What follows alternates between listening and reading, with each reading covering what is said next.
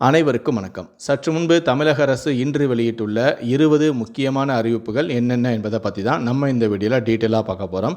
So முடிந்த அளவுக்கு இந்த வீடியோவை ஸ்கிப் பண்ணாமல் முழுமையாக பாருங்கள். இந்த வீடியோக்குள்ளே போகிறதுக்கு முன்னாடி நீங்கள் இதுவரைக்கான சேனலை சப்ஸ்கிரைப் பண்ணாமல் இருந்தீங்கன்னா மறக்காமல் சப்ஸ்கிரைப் பண்ணிக்கோங்க. கூடவே அந்த பெல் சிம்பளையும் மறக்காமல் கிளிக் பண்ணிக்கோங்க. சரி, வாங்க இப்போ நாம் வீடியோக்குள்ளே போகலாம். முதல் அறிவிப்பு: தமிழ்நாடு முழுவதும் இன்று 10ஆம் தேதி மற்றும் 17ஆம் தேதி குடற்புழு தொற்று தடுப்பு மாத்திரை வழங்கும் சிறப்பு முகாம்கள் நடைபெற உள்ளது. பொதுமக்கள் இந்த முகாம்களை பயன்படுத்தி கொண்டு குழந்தைகளை குடற்புழு தொற்றிலிருந்து பாதுகாத்து கொள்ளுமாறு கேட்டுக்கொள்ளப்படுகிறார்கள். 54,481 அங்கன்வாடி மையங்கள், 11,723 துணை சுகாதார நிலையங்கள், 56,483 பள்ளிகளில் இந்த குடற்புழு தொற்று தடுப்பு மாத்திரை சிறப்பு முகாம்கள் நடைபெற உள்ளது. இரண்டாவது அறிவிப்பு: MBBS PDS படிப்புக்கான தரவரிசை பட்டியல் இன்று 10ஆம் தேதி வெளியிடப்படும் என மருத்துவத்துறை அமைச்சரான அருண்ராஜ் அறிவித்துள்ளார். MBBS PDS மருத்துவ படிப்புகளில் சேர 72,627 பேர் விண்ணப்பித்துள்ளனர். இளநிலை மருத்துவ படிப்புக்கான கலந்தாய்வு ஆகஸ்ட் 13ஆம் தேதி தொடங்குகிறது. மூன்றாவது அறிவிப்பு: மாவட்ட ஆட்சியரான மிர்லாலினி வெளியிட்டுள்ள அறிக்கையில், அரியலூர் மாவட்டத்திற்கு இன்று 10ஆம் தேதி திங்கட்கிழமை ஆடி திருவாதிரை முன்னிட்டு உள்ளூர் விடுமுறை அறிவிக்கப்பட்டுள்ளது. இந்த விடுமுறை நாளை ஈடு செய்யும் பொருட்டு ஆகஸ்ட் 22ஆம் தேதி சனிக்கிழமை அன்று பணி நாளாக அறிவிக்கப்பட்டுள்ளது. நான்காவது அறிவிப்பு: பயணிகளின் நலன் மற்றும் வசதியை மேம்படுத்தும் நோக்கில் அரசு விரைவு பஸ்களில் 10 ரூபாய் குடிநீர் பாட்டில் விற்பனை மீண்டும் தொடக்கம். 2021 திமுக ஆட்சியின் போது இந்த திட்டம் பல்வேறு காரணங்களுக்காக நிறுத்தப்பட்டது. இந்த நிலையில்தான் தற்போது அரசு விரைவு பஸ்களில் மீண்டும் அறிமுகப்படுத்தப்பட்டுள்ளது. இந்த பயணி குடிநீர் பாட்டிலுக்கு பொதுமக்களிடம் கிடைக்கக்கூடிய வரவேற்பை பொறுத்து முக்கியமான பஸ் நிலையங்களிலும் விற்பனை செய்யும் வகையில் விரிவாக்கம் செய்யப்படும் என்றும் போக்குவரத்து துறை அதிகாரிகள் தெரிவித்துள்ளனர். ஐந்தாவது அறிவிப்பு: தமிழகத்தில் டாஸ்மாக் மூலம் விற்பனை செய்யப்படும் மதுபானங்களுக்கு கூடுதல் வரி விதிக்க அரசு நடவடிக்கை எடுத்துள்ளது. இதன்படி மதுபான பாட்டில் ஒன்றுக்கு அதிகபட்சமாக 20 ரூபாய் வரை சுற்றுச்சூழல் மற்றும் சமூக நலத்தீர்வை வசூலிக்க வழிவகை செய்யப்பட்டுள்ளது. இதற்கான சட்ட திருத்த மசோதாவும் சட்டசபையில் தாக்கலும் செய்யப்பட்டுள்ளது. ஆறாவது அறிவிப்பு: நில வழிகாட்டி மதிப்புகளை 60% வரை உயர்த்த கிராம வாரியாக பட்டியல் தயாரிப்பு.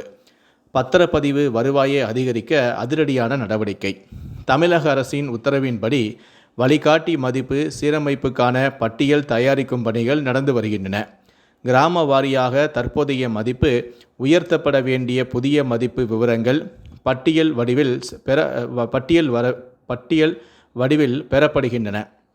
இதன்படி நகர்ப்புற வளர்ச்சி அடிப்படையில் மாநகராட்சிகளில் 60% வரை வழிகாட்டி மதிப்பு உயர்த்தப்பட வாய்ப்புள்ளது. இதற்கு அடுத்தபடியாக நகராட்சிகள், பேரூராட்சிகளில் அவை அமைந்துள்ள பகுதிகளின் தன்மையை அடிப்படையில் 50% வரை உயர்த்த வாய்ப்பு உள்ளது. நகர்ப்புற வளர்ச்சி தாக்கம் இல்லாத ஊரக பகுதிகளில் 30% வரை வழிகாட்டி மதிப்புகள் திருத்தப்பட உள்ளன. அத்துடன் விவசாய நிலங்களின் குறைந்தபட்ச விலை மதிப்பானது தற்போது 2 முதல் 5 லட்சம் ரூபாய் வரை உள்ளது. இதை 10 முதல் 15 லட்சம் ரூபாய் வரை உயர்த்துவதற்கான பரிந்துரையும் தயாரிக்கப்பட்டு வருகிறது. இதை கருத்தில் கொண்டுதான் தற்போது பத்திரப்பதிவு வருவாய் இலக்கு 35,000 கோடி ரூபாயாக திருத்தி அமைக்கப்பட்டும் உள்ளது. ஏழாவது அறிவிப்பு: 17ஆம் தேதி முதல் ஆன்லைன் பத்திரப்பதிவு கட்டாயம். தமிழகத்தில் பத்திரப்பதிவு பணிக்காக ஸ்மார்ட் 3.0 மென்பொருள் அறிமுகமாகி உள்ளது. இதன்படி புதிய திட்டங்களில் வீடு, மனை விற்பனைக்கான பத்திரங்கள் சார் பதிவாளர் அலுவலகம் செல்லாமல் பதிவு செய்து கொள்ளலாம். புதிய திட்டங்களில் வீடு, மனை விற்பனை பத்திரங்களை ஆகஸ்ட் 17ஆம் தேதி முதல் ஆன்லைன் முறையில் மட்டுமே பதிவு செய்ய முடியும். மேனுவல் முறையில் சார் பதிவாளர் அலுவலகங்களில் பதிவு செய்ய அனுமதிக்கப்பட மாட்டாது. இதன்படி வீடு, மனை வாங்குவோர் சம்பந்தப்பட்ட கட்டுமான நிறுவன அலுவலகத்தில் இருந்தபடியே பத்திரப்பதிவும் செய்யலாம். இதற்காக அந்த அலுவலகங்களில் குறிப்பிட்ட சில வசதிகளும் ஏற்படுத்தப்பட வேண்டும். எட்டாவது அறிவிப்பு: தமிழகத்தில் தென்மேற்கு பருவமழை எதிர்பார்த்த அளவில் இல்லாததாலும் மாநிலத்தின் பல்வேறு பகுதிகளில் நிலவக்கூடிய கடும் வறட்சி மற்றும் வறண்ட வானிலை காரணமாகவும் குடிநீர் தட்டுப்பாடு ஏற்பட்டுள்ளது. நிதி ஒதுக்கீடு இந்த சூழலில் பொதுமக்களுக்கு தடையின்றி குடிநீர் விநியோகம் செய்வதை உறுதி செய்யும் வகையில் போர்க்கால அடிப்படையில் குடிநீர் விநியோகம் பணிகளை மேற்கொள்ள திட்டமிடப்பட்டுள்ளது. மேலும் ஏற்கனவே மேற்கொள்ளப்பட்ட பணிகளை நிறைவு செய்யவும் மாநில பேரிடர் நிவாரண நிதியிலிருந்து 288 கோடி ரூபாய் நிதியை ஒதுக்கீடு செய்து தமிழக அரசு உத்தரவிட்டுள்ளது. 9வது அறிவிப்பு. தாவேக அரசு பதவியேற்று 100 நாட்கள் ஆக இருக்கும் நிலையில் அனைத்து துறைகளுமே இதுவரை செய்த சாதனையை அடங்கிய ஒரு பட்டியல் தயாரிக்க தமிழக அரசு உத்தரவிட்டுள்ளது. விரைவில் இந்த சாதனைகள் குறித்த விரிவான அறிவிப்பு வெளியாகும் என்று தலைமைச் செயலக அதிகாரிகளும் தெரிவித்துள்ளனர். லஞ்சமில்லாத மற்றும் பெண்களுக்கு முழு பாதுகாப்பான முன்மாதிரியான தமிழ்நாட்டை உருவாக்குவதே தாவேக அரசின் நோக்கமாக உள்ளது எனவும் கூறியுள்ளது. 10வது அறிவிப்பு. ரீல்ஸ் புகைப்படங்கள் எடுப்பதை தடுக்க கோயிலுக்குள் கைபேசி கொண்டு செல்ல செப்டம்பர் 1ஆம் தேதி முதல் முழுமையாக தடை விதித்து இந்து சமய அறநிலைத்துறை உத்தரவிட்டுள்ளது. கோயில் வளாகத்திற்குள் கைபேசி பயன்பாட்டிற்கு தடை விதிக்கப்பட்டுள்ளது.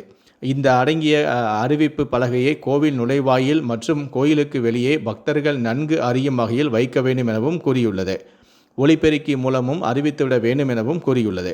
கைபேசிகளை பெற்று பாதுகாப்புக்காக கட்டணமாக ஒரு கைபேசிக்கு 5 ரூபாய் என்ற சீரான தொகை வசூலிக்கப்பட வேண்டும் எனவும் இதற்கான ரசீதும் வழங்கப்பட வேண்டும் எனவும் கூறியுள்ளது.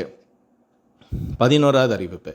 அனைத்து வித ஏஐ டேட்டா சென்டர்களுக்கும் சுற்றுச்சூழல் அனுமதி பெறுவது கட்டாயமில்லை என ஒன்றிய அரசு நாடாளுமன்றத்தில் தெரிவித்துள்ளது. பரப்பளவில் 20,000 சதுர மீட்டருக்கு அதிகமாக இருக்கும் போதும் பெருந்திட்ட பகுதிகளின் கீழ் 1.5 லட்சம் சதுர மீட்டர் பரப்பளவில் அமையும் போது மட்டுமே அனுமதி பெறுவது கட்டாயம் என விளக்கம் அளித்துள்ளது. 12வது அறிவிப்பு. புதிய சட்டத்தால் UPI பயனாளர்களுக்கு கட்டணம் இல்லை. ஆனால் வணிக பரிவர்த்தனைகளுக்கு மட்டுமே சில பரிவர்த்தனைகளுக்கு கட்டணமாக இருக்கும் என்று ஒன்றிய அரசு தெரிவித்துள்ளது. ஒரு குறிப்பிட்ட வரம்பிற்கு மேல் உள்ள வணிகர்களுக்கு மட்டுமே பேரளவு வணிகர் தள்ளுபடி விகிதம் கட்டணமாக விதிக்கப்படலாம். அது டெபிட் அல்லது கிரெடிட் கார்டுக்கான வணிக தள்ளுபடி விகிதத்தை விட மிக குறைவாகவே இருக்கும். தனிநபர்களுக்கு இடையிலான அனைத்து பரிவர்த்தனைகளுமே தொடர்ந்து இலவசமாகவே இருக்கும் என ஒன்றிய அரசு கூறியுள்ளது. 13வது அறிவிப்பு. பிரபலங்கள் மற்றும் முக்கிய பிரமுகர்கள் தரிசனத்திற்கு வரும்போது கோயிலின் புனித தன்மையும் மரபு சார்ந்த ஒழுங்கும் எவ்விதத்திலும் பாதிக்கப்படக்கூடாது என அலுவலர்களுக்கு இந்து சமய அறநிலைத்துறை சுற்றறிக்கை அனுப்பியுள்ளது. திரைத்துறை முதலான கலைத்துறை பிரபலங்கள் முக்கிய நபர்கள் கோயிலுக்கு தரிசனம் செய்ய வருவதாக தெரிவித்தால் குறைந்தது ஒரு நாளைக்கு முன்பாக அல்லது தெரிய வந்தவுடன் அவர்கள் வரவிருக்கும் கோயில், வருகை நேரம், அவர்களுடன் வருவோர்களின் எண்ணிக்கை உள்ளிட்ட முழு விவரங்களையும் ஆணையர் அலுவலகத்திற்கு கட்டாயமாக தெரிவிக்க வேண்டும். அத்தகைய வருகையின் போது கோவில் வளாகத்திற்குள் புகைப்படம் எடுப்பதற்கும் காணொளி பதிவு செய்வதற்கும் எவ்வித அனுமதியும் வழங்கக்கூடாது.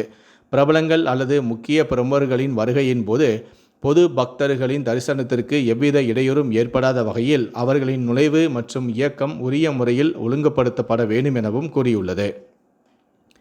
14வது அறிவிப்பு. சென்னை வானிலை ஆய்வு மையம் வெளியிட்டுள்ள செய்திக்குறிப்பில் சுமார் 5.8 கிலோமீட்டர் முதல் 7.6 கிலோமீட்டர் உயரம் வரை வடகடலோர தமிழக பகுதிகளின் மேல் ஒரு வளிமண்டல சுழற்சி நிலவுகிறது. இதன் காரணமாக இன்று 10ஆம் தேதி தமிழகம், புதுவை மற்றும் காரைக்கால் பகுதிகளில் ஓரிரு இடங்களில் லேசான முதல் மிதமான மழை பெய்யக்கூடும். ஓரிரு இடங்களில் பலத்த தரைக்காற்றும் மணிக்கு 40 முதல் 50 கிலோமீட்டர் வேகத்தில் வீசக்கூடும். 11ஆம் தேதி முதல் 14ஆம் தேதி வரை தமிழகம், புதுவை மற்றும் காரைக்கால் பகுதிகளில் ஓரிரு இடங்களில் லேசான முதல் மிதமான மழை பெய்யக்கூடும். 15வது அறிவிப்பு.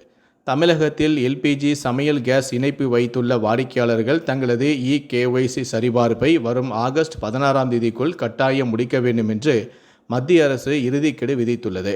இந்த குறிப்பிட்ட காலக்கெடுவிற்குள் ஆதார் சார்ந்த உண்மைத்தன்மை சரிபார்ப்பை பூர்த்தி செய்யாத கஸ்டமர்களுக்கு தடையின்றி வழங்கப்படும் வரும் சமையல் எரிவாயு மானியத் தொகை உடனடியாக நிறுத்தப்பட வாய்ப்புள்ளதாகவும் எண்ணெய் நிறுவன அதிகாரப்பூர்வ வட்டாரங்களும் எச்சரித்துள்ளன.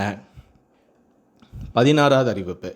திருவாரூர் மாவட்டம் நன்னிலம் வட்டம் நீலக்குடியில் அமைந்துள்ள தமிழ்நாடு மத்திய பல்கலைக்கழகத்தின் பட்டமளிப்பு விழாவில் கலந்து கொள்வதற்காக துணை ஜனாதிபதி வருகை தருவ உள்ளதால் அன்றைய தினம் திருவாரூர் மாவட்டம் முழுவதும் ட்ரோன் பறக்க தடை விதிக்கப்பட்டுள்ளது.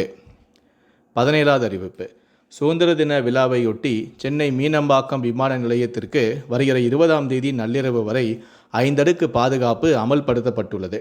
பயணிகள் முன்கூட்டியே வரவும் அறிவுறுத்தப்பட்டும் உள்ளது. பயணிகள் கையில் எடுத்துச் செல்லும் உடைமைகளில் திரவ பொருட்கள், ஜாம், அல்வா, ஊறுகாய், எண்ணெய் பாட்டில்கள் உள்ளிட்ட பொருட்கள் எடுத்துச் செல்ல தடை விதிக்கப்பட்டுள்ளது.